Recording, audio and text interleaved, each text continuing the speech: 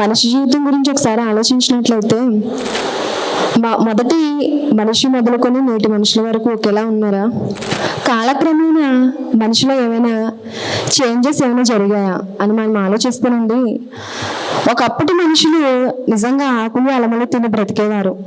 అలా కాలక్రమేణా మనుషుల్లో టెక్నాలజీ పెరిగే కొద్దీ ఫుడ్లో కూడా చేంజెస్ వచ్చినాయి. ఫాస్ట్ ఫుడ్, తర్వాత జంక్ ఫుడ్, అలా రకరకాలైన ఆహార పదార్థాలను ఏర్పాటు చేసుకుంటున్నారు. అలానే వస్త్రాల విషయంలో ఆకులు కట్టుకునే మనుషులు నేటి కాలంలో రకరకాలైన వస్త్రాలను తయారు చేసుకునే స్థాయికి ఎదిగారు. ఇక కాలినడకని నడిచే మనిషి కాలక్రమేణా ఎడ్ల బండ్లు, ఒంటెలు, గుర్రాలు, తర్వాత సైకిల్ తొక్కుతున్న మనిషి బండి కావాలనిపించింది. బండి తోలుకునే వ్యక్తికి తర్వాత కారు తర్వాత ఇంకా మనుషులు ఇంకా ఆలోచిస్తే ఇటు బస్సులు, ట్రైన్లు, అలా మనుషుల టెక్నాలజీ ఎలా ఉందంటే చాలా పెరిగింది. విమానాలు, అలా చాలా రకాలుగా మనిషి టెక్నాలజీ వ్యాపించింది.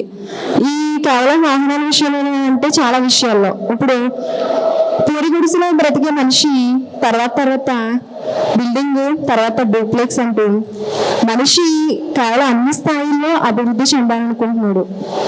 ఎలా అంటే అందరి వాటి కోసం అందుకోవాలని చాలా ఆరాటపడే మనుషులు ఉన్నారండి. నిజంగా గిన్నీస్ బుక్ లో పేరు నమోదవడం కోసం ఎన్నో సాహసాలు మనుషులు చేస్తున్నారు. ఎన్ని అంటే ఒక పెద్ద అనేక బస్సులు వెళ్తుండగా వాటి కింద స్కేట్ చేసుకుంటూ వెళ్ళే వ్యక్తులు కొందరైతే తేళ్లు, రకరకాలైన విష జంతువులను తినే వ్యక్తులు మరికొందరు. ఇలా రకరకాలైన సాహసోపేతమైన పనులు చేసుకుని మనుషుల దగ్గర గొప్పగా చలామణి అవ్వాలనుకుంటున్నారు. ఇంకా చాలా చూసినట్లయితే చాలా అండి. అందరి వాటి కోసం మనుషులు చాలా ఆరాటపడుతున్నారు. కానీ నిజంగా సమీపంగా ఉన్న దేవుణ్ణి మాత్రం మనుషులు తెలుసుకోలేకపోతున్నారు. ఆయన అంటున్నారు, నేను ఎవ్వరికి దూరంగా ఉండే దేవుణ్ణి కాను అని. మన అందరికీ దగ్గరగా ఉండే దేవుని మాత్రం మనం తెలుసుకోవట్లేదండి. అడియాసలకు పోవట కంటే ఎదుట ఉన్నదాన్ని అనుభవించటం మేలు అని ప్రసంగి గ్రంథాలు 6వ అధ్యాయం 9వ వచనంలో మనం చూడగలుగుతాం. నిజంగా మనలో ఎవ్వరికి దూరంగా ఉండే దగ్గరగా ఉంటూ మనలో ఎవ్వరికి దూరంగా ఉండాలనుకునేవాడు కాదండి మన దేవుడు. అలాంటి దేవుడు మొరపెడితే, ఈరోజు కష్టంలో ఉన్న వ్యక్తి మొరపెడితే ఆలకించాలనుకునే మనుషులు అందరూ ఉంటున్నారు. కానీ ఆపదలో కష్టాల్లో ఉన్న వాళ్ళ బాధలు కూడా మొరపెట్టేవారిగా ఈ సమీపంగా ఉండే దేవుడు. ఎందుకంటే వారిని ఆదరించడానికి, ఓదార్చడానికి. అంత గొప్ప దేవుడిని, సమీపంగా ఉన్న ఆయన్ని హృదయపు తలుపులతో నిలుచుండి తట్టుచున్న మహాదేవుని మనం తెలుసుకోకపోతే నిజంగా ఈ జీవితకాలం ఇచ్చింది అందుకోసమేనండి. దేవుణ్ణి తెలుసుకోవాలి.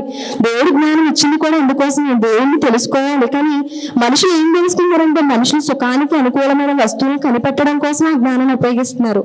రకరకాలైన మనుషులు నిజంగా ఈ రోజు కృత్రిమలు ఎన్నో కల్పించుకున్నారండి. ఎన్నో మిషన్లు. ఈ రోజు మనిషి కష్టపడితే ఆరోగ్యం వస్తుంది. కానీ ఈ రోజు నిజంగా రెక్కాడితేనే కానీ డొక్కాడేది కాదు ఈనాటి మనుషులు. కానీ ఈ రోజు తెల్లని అరిగించుకోవడం కోసం జిమ్ముల కంటూ, వాకింగ్లు అంటూ చేస్తున్నారండి. నిజంగా మనిషి టెక్నాలజీ పెరిగింది అనుకుంటున్నాం, కానీ కాలక్రమేణా మనుషులు రోగాల పాలవి అవ్వడం అనేది మొదలైంది. నాటి కాలంలో నడిచే కాలంలో ఆరోగ్యంగా ఉండేవారు. కానీ ఇప్పుడు వాహనాలు తయారు చేసుకుని దాని నుంచి కార్బన్ డైఆక్సైడ్ అనారోగ్యానికి దారితీస్తుంది.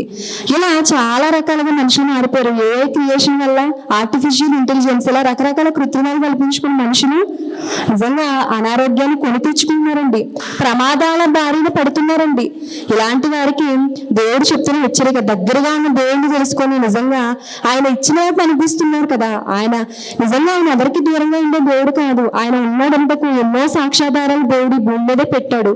అంత గొప్ప దేవుడిని తెలుసుకొని నిజంగా మిమ్మల్ని రక్షించే పరమ తండ్రిని తెలుసుకోవాలని కోరుకుంటూ కొన్ని మాటలు ముగిస్తున్నాను. అందరికీ వందనాలండి.